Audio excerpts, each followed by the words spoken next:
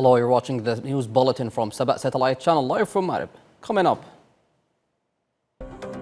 President Al-Alimi calls for stronger media front against Houthi narrative and propaganda.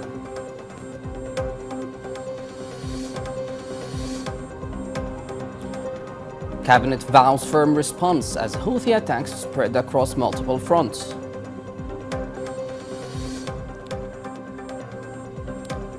And Houthi militia escalates attacks on civilian areas in Marib, Taiz and Muka.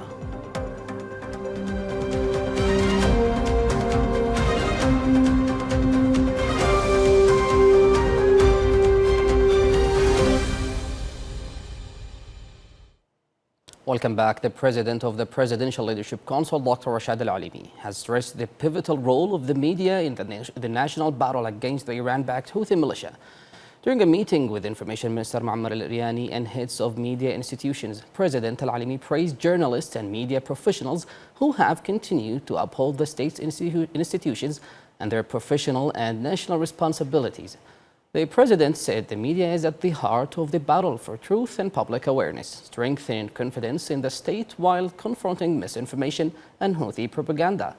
He called for a stronger and more proactive media sector, saying the conflict is not fought only on the battlefield, but also over the narrative on who started the war, undermined peace efforts, seized Yemen's resources, and threatened ports and international shipping. President Al-Alimi warned that delays in providing reliable information allow the Houthi militia to fill the information vacuum with misleading narratives. He also called for greater coordination among pro-government media institutions and closer media cooperation with Saudi Arabia, including the exchange of information and materials and joint efforts to counter misinformation.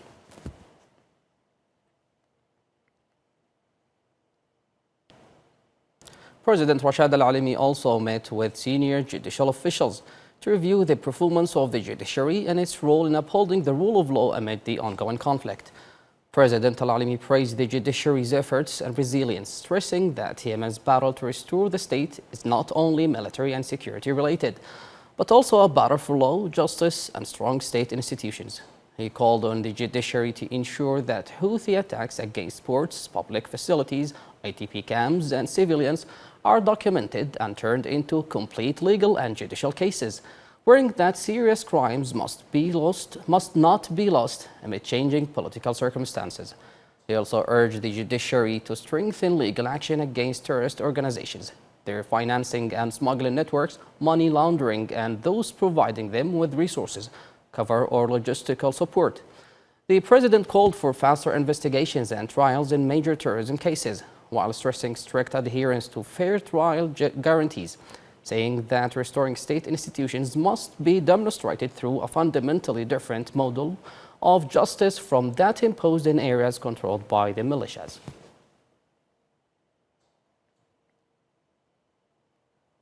In Aden, Prime Minister Shaya Zindani chaired a cabinet meeting to assess the latest Houthi escalation and its repercussions.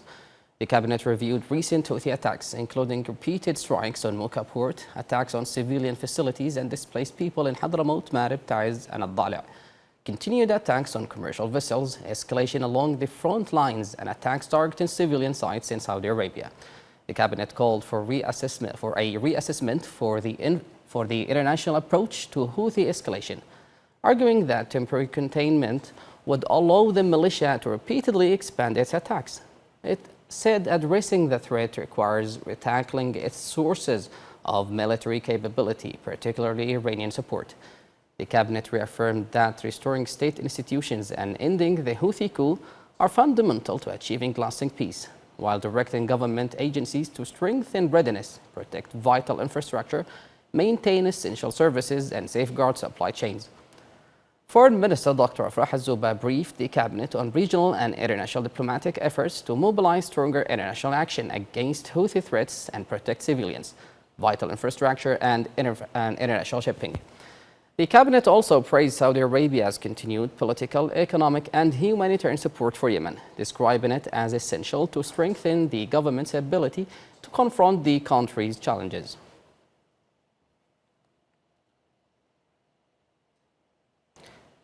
In a sign of national unity, members of the southern delegation taking part in consultations in Riyadh have warned that the Iran-backed Houthi militia poses a direct threat to Yemen and regional security.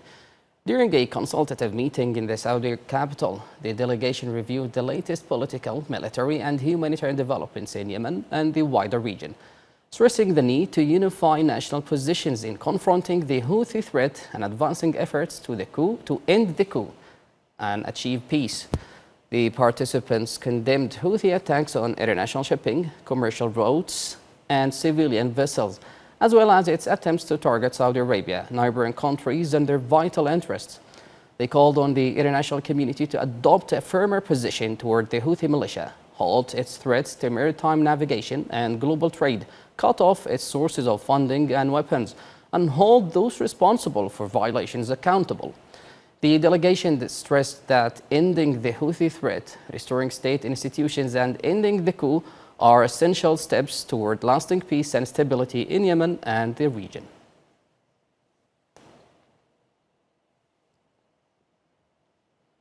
In a major security development, the Ministry of Transport has condemned a Houthi missile attack on the Yemeni commercial vessel Tehama while sailing through Bab el-Mandab Strait on Tuesday.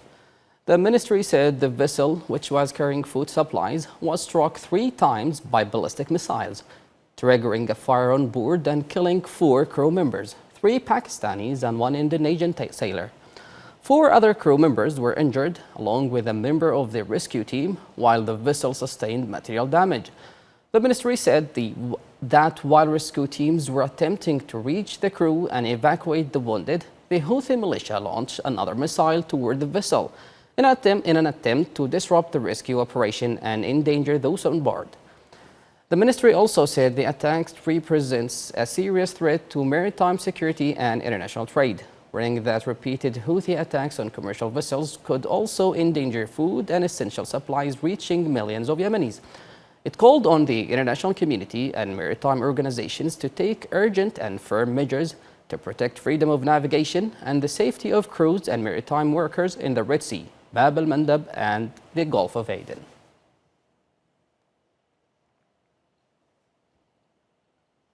Meanwhile, the Houthi terrorist militia has stepped up attacks on civilian areas in several parts of Yemen. In Marib, the militia launched a new drone attack on residential neighborhoods early today, with local residents reporting 2 successive explosions as air defenses engaged the oncoming drones.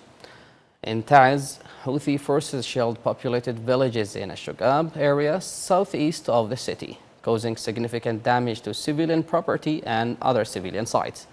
Rights reports say the area has reported more than 14,000 violations by the militia over the past years, including attacks on civilians and residential areas.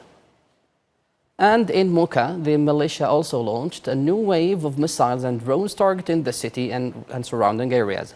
Air defenses engaged several aerial threats, while local sources reported a Houthi missile falling on the road linking Al-Wazi'iyya and Mocha. No immediate information was available on casualties or the extent of the damage. Authorities urged residents to remain indoors, avoid exposed areas, and stay away from missile and drone debris.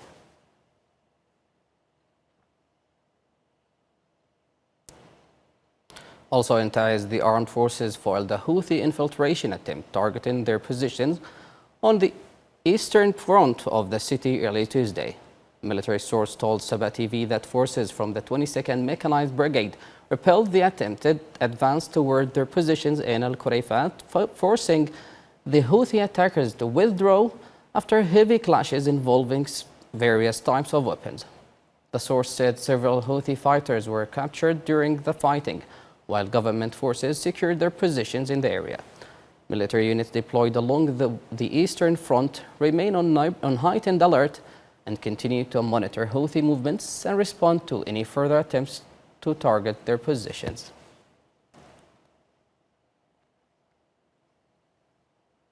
Amid international reactions to the recent Houthi escalations, Japan has strongly condemned recent Houthi attacks targeting civilians in Yemen and Saudi Arabia, as well as commercial vessels in the Red Sea.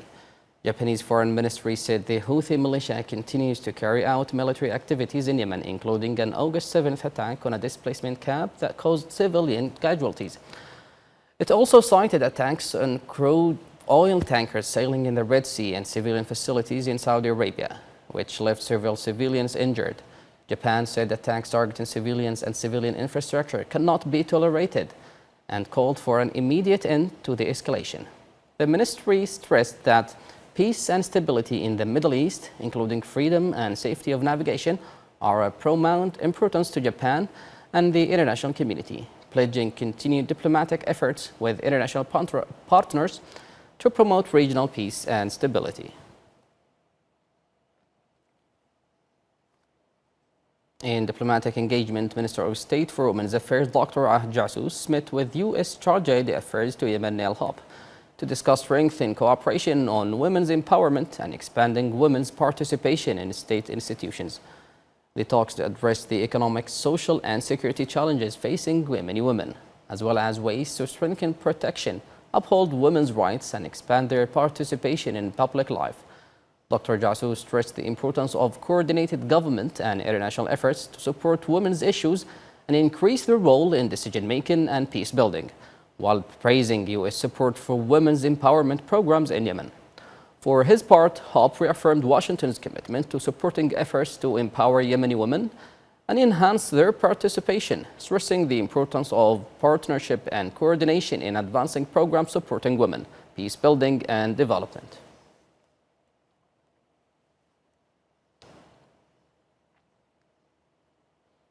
Minister of Water and Environment, Engineer Tawfiq al-Sharjabi, held talks with senior UNICEF officials on strengthening cooperation in water, sanitation, and hygiene services. The meeting focused on improving information sharing and direct coordination between the ministry and UNICEF to better align projects with Yemen's needs and priorities and ensure resources reach the most vulnerable communities. Minister al-Sharjabi stressed the importance of regular data exchange and closer coordination to improve planning, implementation, and monitoring, describing UNICEF as a key partner in the water and sanitation sector. UNICEF delegation reaffirmed the organization's commitment to strengthen coordination with the ministry and its continued support for Yemen, highlighting effort to mobilize additional international funding for humanitarian and development programs.